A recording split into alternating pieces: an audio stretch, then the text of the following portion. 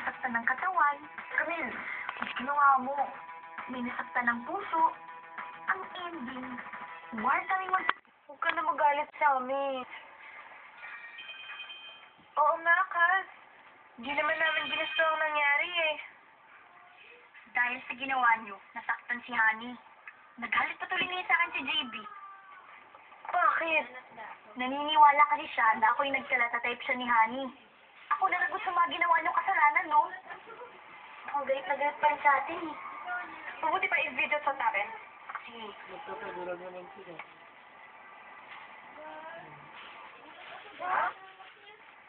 Wait! Hoy! Sandali nga! Ako kaya yung galit niyo.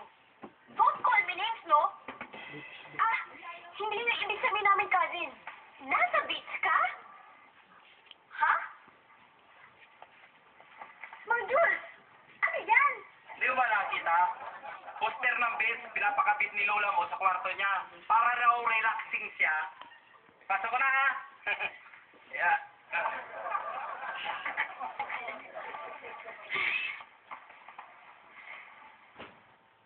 Online si JB? Hi!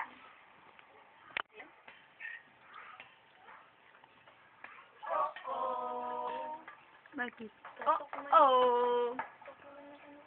Ano nangyayari? Parang hindi kayo magkakakilala ah. Pingi. Ay, Camille. Pingi. Sala ka ba matulog, sabi ni Jules? Pingi ako. Di po kasi ako makatulog sa kwarto namin, Lee. Marami pong lamok na nakakabwisit. Ang ugali. Ano to? Pingi ako, good. Magkakaaway ba kayo magpipinsan? Ha? Eh, humihingi na nga po kami ng tawad, eh. Ayaw pa rin na kami pansinin.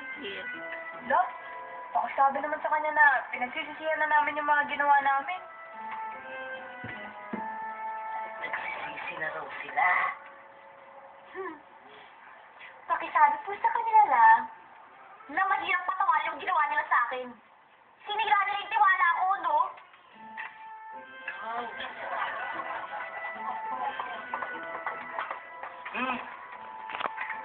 Sinira nyo na yung tiwala niya.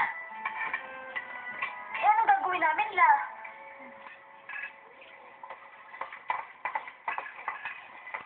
Saan na? Ano ba ang gagawin nila?